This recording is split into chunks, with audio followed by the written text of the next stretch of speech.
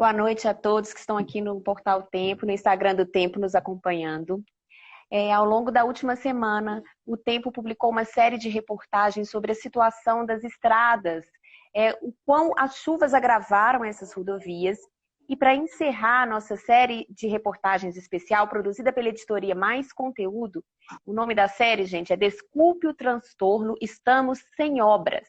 Então, para encerrar toda essa série de reportagens que nós publicamos na Rádio Super, no Portal Tempo e também no Jornal Impresso, nós convidamos alguém que entende bastante deste assunto e dos impactos, né, econômicos, sociais e até ambientais da situação das más condições das rodovias.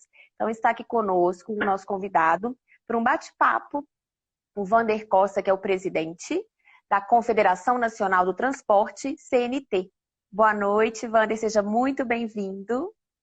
Boa noite, Keila. Boa noite a quem está nos assistindo pelo Instagram. Muito obrigado pelo convite. É um debate importante que Minas Gerais e o Brasil inteiro sofreu muito com as chuvas, que foram bem-vindas para a agricultura, foram bem-vindas para as represas, para gerar energia, mas as nossas estradas elas sofreram um tanto quanto isso. E eu tive a oportunidade de ficar retido na estrada em Minas Gerais por rompimento de uma barreira, além de ter sofrido alguns prejuízos financeiros, perdendo 2 pneus do carro enquanto viajava. Então, é interessante um debate importante para falarmos. O Wander, inclusive, né, ao longo da apuração, nós ficamos mais ou menos 2 meses envolvidos nessa apuração. A reportagem, né, que também vale destacar aqui o Rafael Rocha, Ana Luísa Bongiovanni e Tatiana Lagoa, a gente percorreu cerca de 700 quilômetros e encontramos muitos caminhoneiros parados à beira, né, das rodovias, muita gente reclamando de mangueira furada, pneu, né, e a própria CNT tem uma estimativa que dá conta de que essa má condição das rodovias, ela aumenta em até 37% o custo operacional, que está incluindo tudo isso, né? Inclusive a questão do combustível, que aí já tem um outro preço, então provavelmente vai ser mais do que 37%. Então você que viveu essa situação, até pode compartilhar aqui com a gente aonde você estava, né? Qual rodovia, e o quão sério isso é, né? Como as más condições vão reverberando no custo, no frete, nos preços. Eu, na ocasião, estava chegando em Belo Horizonte, era um sábado à tarde, na 040, quando rompeu a barragem lá perto de Brumadinho e fiquei retido na estrada. Tive que dormir num hotel próximo na região. Agora, aumenta muito o custo, aumenta o desconforto do cidadão e põe o risco. O prejuízo econômico é muito grande. Você tem uma ideia, só pela má conservação nas estradas, vai se gastar mais de 57 milhões de litros de óleo diesel. O governo está preocupado em tentar fazer alguma coisa para reduzir o preço do diesel, mas se ele dá manutenção das estradas, a economia que vai ter no transporte já compensa o aumento do óleo diesel. E além do prejuízo financeiro, que você gasta mais óleo diesel para rodar na estrada mal conservada, tem o dano ecológico. Quanto mais diesel você queima, mais poluição você gera. E fora que vidas, né? O mais grave de uma estrada mal conservada é aumentar a quantidade de acidentes, e acidentes provocam vítimas fatais ou até mesmo ferimentos graves, que pode tirar a pessoa do convívio da família por algum período. Sem dúvida, assim, e é muito comum, né? Você está citando a questão das chuvas, as chuvas agravaram rodovias que já eram problemáticas, né? Então, assim, a gente percebe que muita gente, poder público e talvez, assim, até a questão a gente que passa pela estrada, né? A gente imagina que a chuva seja responsável por aquele buraco, por aquele desbarrancamento, pelo desmoronamento, mas a gente sabe que nem sempre é assim, né, Wander? E eu queria que você explicasse, por toda a sua experiência, inclusive aqui em Minas Gerais, da responsabilidade aí das chuvas e da responsabilidade da falta do investimento. Porque chuva tem todo ano, né? Então, qual é a responsabilidade, a parcela de responsabilidade da falta dos investimentos necessários em manutenção, que acabam agravando a precariedade das nossas estradas? Acho que as chuvas são previsíveis, né? Nós sabemos do período chuvoso, desde sempre você sabe que em dezembro, janeiro vai chover, e hoje com a tecnologia disponível você pode até prever se vai ter mais ou menos chuvas. E acidentes são evitáveis. A gente afirma isso com bastante segurança e aonde teve uma barreira que rompeu, se tivesse tido um cuidado anterior, você poderia fazer algumas contenções para poder evitar um dano maior. E a maior parte dos problemas nas estradas não são barreiras. Barreiras são acidentes evitáveis, mas acidentes de grande monta. Mas um buraco na pista, ele não nasce de uma hora para outra. O buraco nasce de uma rachadura que não é cuidada no tempo certo, que gera infiltração com a água e depois vai começando a ampliar. Então, uma vistoria cuidadosa nas rodovias no período pré-chuva pode evitar uma série de consequências. Uma situação bastante simples para evitar agravamento com as chuvas é limpar os bueiros das rodovias. Fazer com uma viagem anterior e aonde tem a captação de água que está entupida, você vai lá com uma mão de obra barata, faz a desobstrução e faz com que a água, quando correr, cair para a chuva, ela flua com mais rapidez, com mais velocidade. Então, o que falta é isso. Se vocês andaram 700 quilômetros, é uma boa parte. A CNT andou 15.259 quilômetros em estado de Minas Gerais no ano passado, e nessa pesquisa, pela primeira vez, usando tecnologia mais avançada, nós temos tudo isso filmado e à disposição de quem quiser pesquisar. E nessa ocasião, não foi publicado antes das chuvas deste ano, a gente já tinha um estado de alerta que 70% das rodovias de Minas Gerais eram mal conservadas. Com a chuva, nós vamos começar a nova pesquisa muito em breve e eu tenho certeza que as notícias serão piores ainda, porque houve danos provocados pela chuva, não houve uma ação preventiva antes da chuva e nós não estamos vendo uma atitude de recuperar os estragos feitos pela chuva. Então, falta sensibilidade econômica, falta sensibilidade do governo de entender que nossas rodovias é um patrimônio da população brasileira que o gestor tem obrigação de conservar, seja ele municipal, estadual, federal. A cada município, cada ente tem que conservar a sua parte. E uma coisa que a gente precisa destacar aqui, que no caso de Minas Gerais, que é a maior malha, né, rodoviária aqui do Brasil, é um problema nacional, não é só uma questão. Nós ouvimos ao longo da apuração, da reportagem, vários relatos de caminhoneiros que estavam saindo da Bahia para São Paulo, cortando Minas Gerais, e que ficavam muito tempo parados nas estradas, nos congestionamentos, né, à espera, nos desvios. A gente pôde acompanhar, inclusive está tudo reunido lá na especial, né, no Portal Tempo, a gente pôde acompanhar uma negociação de um caminhoneiro que estava na 262, ali próximo a Abre Campo, onde se abriu uma cratera gigantesca, né, em meados de janeiro, e ele estava tentando passar e não conseguia. Então, aquilo ali gerou um atraso de, no mínimo, 48 horas. A empresa que estava esperando a carga também provavelmente atrasou a produção, esperando algum, né, ou a matéria-prima, ou uma peça para reparo. Então, é um efeito em cascata muito grande, né, Wander? Que a gente, às vezes, pensa naquele momento ali, no pneu furado, no combustível, mas isso é um efeito que vai se espalhando, né? Sem dúvida. Você fala, dá um exemplo que você usou. Uma carga retida por 48 horas pode fazer com que a produção da indústria seja paralisada, porque faltou suprimento, faltou insumo, ou até mesmo uma peça de manutenção. Então, o prejuízo do caminhão parado é muito mais do que o tempo gasto, o tempo perdido pelo motorista.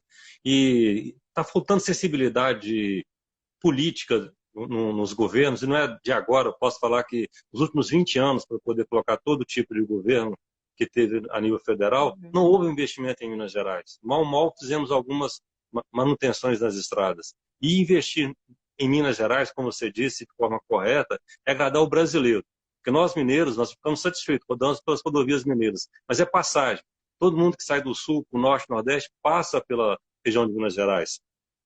Toda a safra que sai do centro-oeste para poder ser exportada, passa por Minas Gerais, entrando ali pelo portal, por Ituiutaba, no Triângulo Mineiro, até sair, seja para o Rio de Janeiro ou para o Espírito Santo. Então, investir nas rodovias mineiras é agradar todo o eleitor brasileiro. Isso é preciso colocar em debate hoje para o próximo governante que vai assumir o mandato o ano que vem, vai assumir a presidência o ano que vem, tem essa sensibilidade para poder melhorar a trafegabilidade.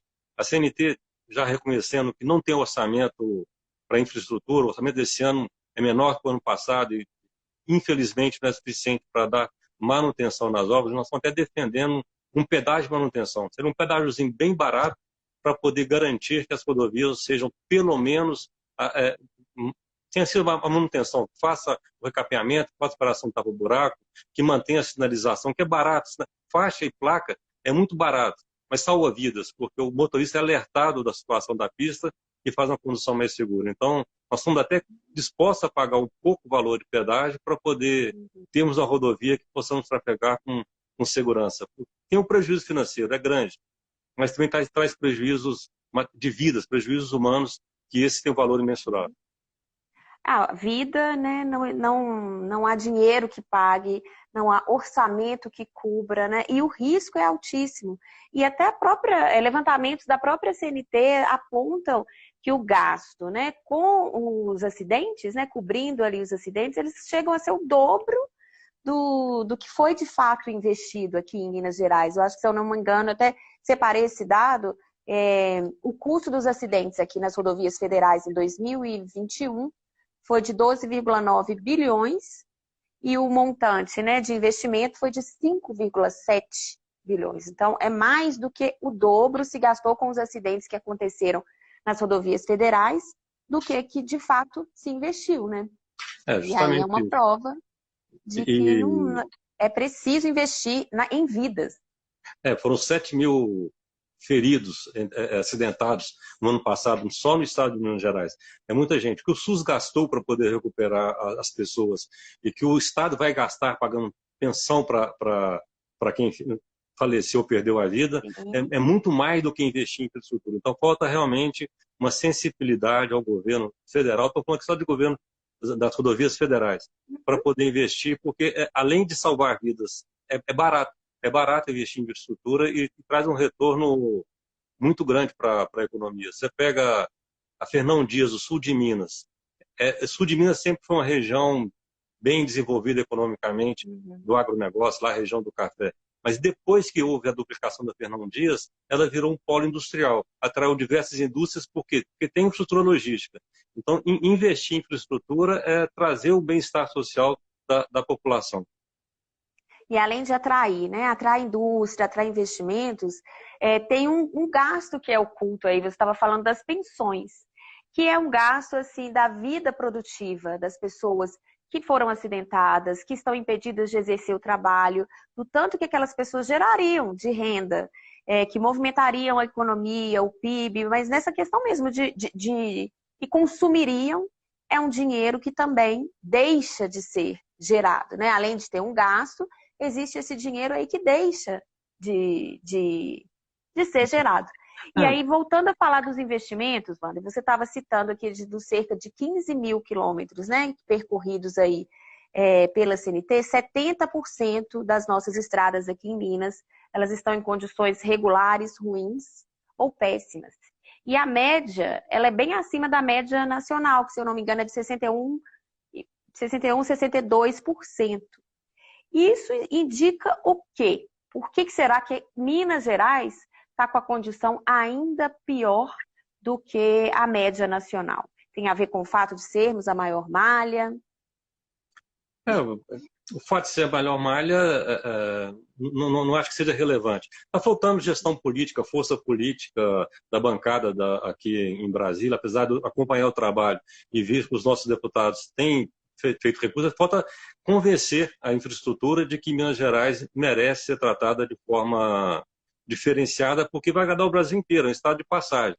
A gente está na expectativa da privatização da 381, é a rodovia que mais mata, a rodovia da morte, e é a que tem os piores índices. Estava marcado para ser o mês passado, mas foi mais uma vez adiada. Adiada por quê? Porque ia dar deserto, não ia ter, a forma como foi feito o edital não atraiu nenhum investidor. Então, há que se mudar o edital para fazer com que ele seja atrativo. A gente tem insistido junto ao MINFRA, junto à NTT, para poder conversar com os players interessados e achar uma solução para poder privatizar a 381. Nós temos esse mesmo problema em duas rodovias privatizadas, a 040 e a 262. E as duas foram abandonadas porque o edital não foi efetivo. Então, acho que temos que trabalhar junto com a bancada aqui de Minas Gerais, em Brasília, fazer uma força muito grande na infraestrutura, né, em TT, para ver se, para esse ano é muito pouco provável, mas que para o próximo ano a gente consiga ter investimentos para poder melhorar a infraestrutura de Minas Gerais, porque o Brasil agradece. Vou repetir isso diversas vezes. Minas é um estado de passagem, e quando a rodovia mineira está boa, o paulista gosta, o carioca gosta, o Mato Grosso gosta, todo mundo fica satisfeito de fazer uma viagem tranquila pelas Minas Gerais. Outro ponto aqui, né, que eu gostaria de destacar, que ficou muito evidente aqui durante a produção dessa série de reportagens, são as promessas de décadas, né? Então, algumas rodovias aguardando pavimentação há décadas, há 30 anos. Vou até pegar aqui, porque eu não estou lembrando aqui de cabeça, mas eu cheguei a anotar alguns casos, o MG 040, que liga o anel rodoviário a 381, que é ali entre Brumadinho e Crucilândia. No sul, o MG 170, a BR 367, que é uma BR que vai do Vale do Jequitinhonha ao sul da Bahia. Então, essa BR em particular, desde 2010, ela recebe, né, gente, para falar assim, de mudanças de cenário político, né, que recebeu várias promessas, são promessas que vão sendo renovadas, inclusive é um caso que é desde JK, desde a era JK, que se espera, né, uma pavimentação. Então, o que acontece? Que as promessas vão se renovando e a melhoria, de fato, que é tão importante, não chega. É uma discussão política, né? A gente tem defendido tanto para as rodovias mineiras quanto para as federais que faça a privatização da rodovia, porque o recurso público para poder financiar a pavimentação, financiar a duplicação da rodovia, não tem. O Estado de Minas Gerais agora recuperou. Nos últimos anos, 2, 3 anos para cá, já conseguiu colocar salário de empregados em dias, mas ainda não tem recursos suficientes para poder investir em infraestrutura rodoviária. A alternativa é privatizar um pedágio barato e fazendo com que a população compreenda que o pedágio é o tributo mais justo, porque só paga quem usa, e nós defendemos que seja feito o pedágio por quilômetro rodado, conhecido como free flow, que você paga pela quilometragem que você usou. Então, aquele cidadão que usar 2, 3 quilômetros vai pagar alguns centavos, porque não tem um percurso grande. Quem usar a rodovia toda vai pagar, a taxa está na faixa de 10, 12 reais a cada 100 quilômetros. Mas é barato você pagar um valor deste para ter uma rodovia com segurança. Você vai economizar gasolina no carro, vai economizar óleo diesel, vai economizar manutenção. Então, a necessidade do governo, seja estadual ou federal, encarar a necessidade de pedagiar, fazer licitações que sejam justas, que não tenham a ambição de receber outorga, que tenham apenas a ambição de transferir o custo da operação para viabilizar todos esses trechos que você citou aí. Né? Porque o que encarece o pedágio é a outorga e fazer projetos que sejam viáveis economicamente. Você vê a licitação, a 262, ela ficou inviável por causa de quê? Porque queriam duplicar todo o trecho de Belo Horizonte até Vitória. Mas tem trechos ali que não há necessidade de uma duplicação, porque não tem fluxo de carro suficiente. Então, nesses trechos, é melhor você fazer uma pavimentação boa, com bom acostamento, que dá segurança, vai atrair investimento e colocar no próprio edital alguns gatilhos. Quando o tráfego que hoje é 100 chegar a 150, aí eu vou colocar uma terceira faixa. Se chegar a 200, eu coloco a duplicação. Deixa tudo pronto, porque você viabiliza. Não adianta eu querer fazer a melhor rodovia e ficar com a pior porque não foi viável. Aqui tem dito muito aqui que o bom é inimigo do ótimo. Se eu não consigo o ótimo que eu desejar, vamos ficar com o bom, que já melhora muito, já começa a viabilizar economicamente o transporte, a estrutura de transporte. Agora, a CNT, você está falando, né, dos impactos que a privatização pode ter, né, garantindo o investimento, né? Existe algum comparativo que possa comprovar que a situação, que a precariedade, ela é maior em rodovias não concessionadas, por exemplo? Tem, a própria pesquisa nossa, você vê que as melhores rodovias do Brasil inteiro são justamente as rodovias que são concessionadas. E se você pegar a pesquisa CNT, as melhores rodovias, comparado com a pesquisa de acidentes que a gente faz com base nos dados da Polícia Rodoviária Federal, são as que menos matam também, são as rodovias que mais permitem, mais salvam vidas, né? Então, os dados estão disponíveis e além do desenvolvimento econômico e social, eu dei o exemplo do sul de Minas, mas você pega por que o estado de São Paulo é o melhor economicamente do Brasil, é o melhor para viver? É porque lá que estão as melhores estradas. Uma indústria não vai localizar numa região que tem dificuldade para receber insumos e escoar a produção. E uma rodovia bem conservada, ela provoca menos estresse no motorista. Você vai pegar as ocorrências policiais, tudo ali é culpa do condutor, culpa do condutor.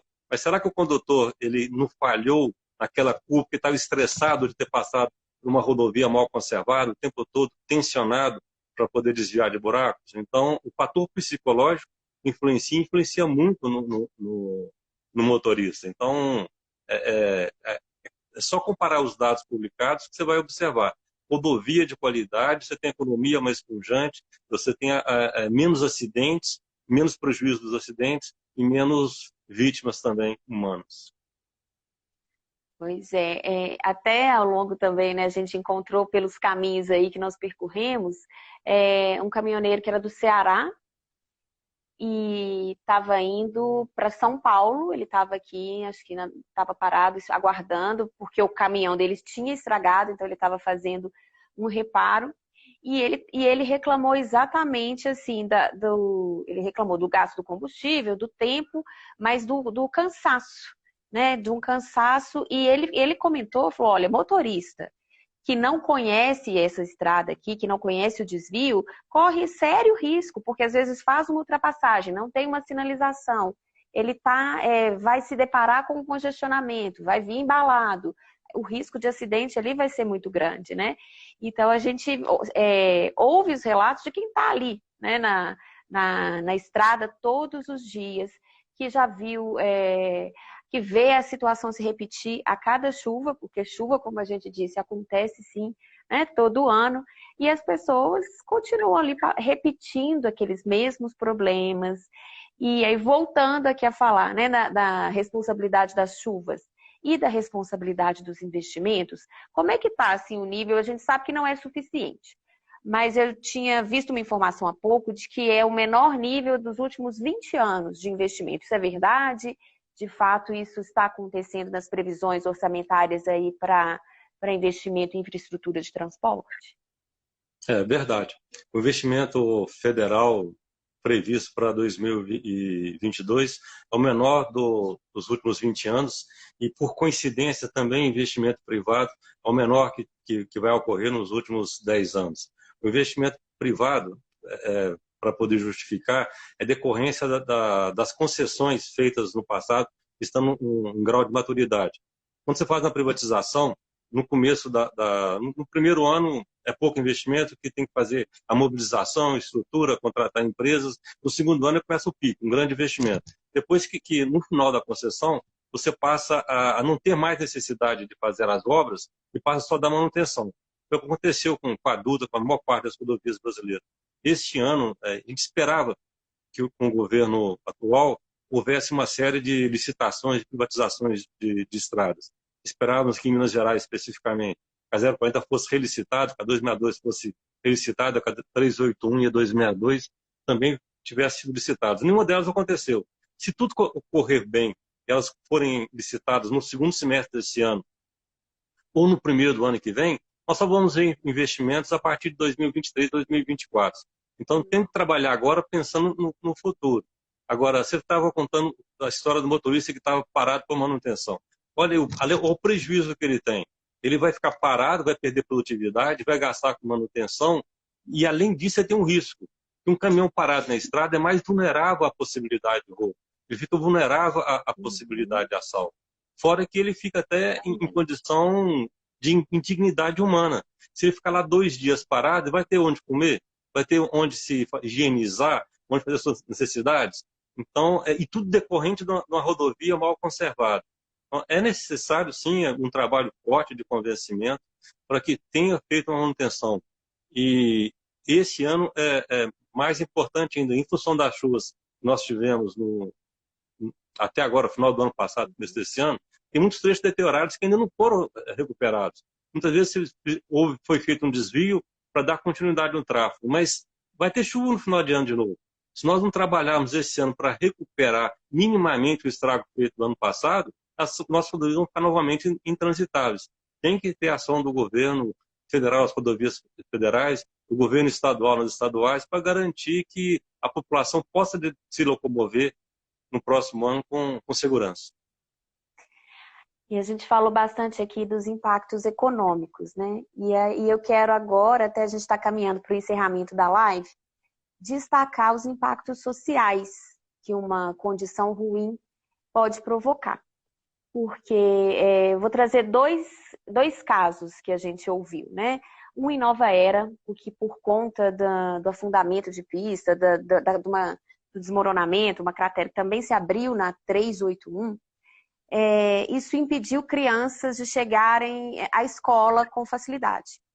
Então, ainda hoje, né, nós já estamos caminhando para abril, entrando no mês de abril, isso aconteceu em janeiro, tem crianças que precisam caminhar durante 30 minutos, às vezes até 5 quilômetros na beira da linha do trem, num caminho que é perigoso por conta de um matagal alto, e as crianças caminham para pegar um ônibus para terminar de chegar à escola, elas saem da zona rural.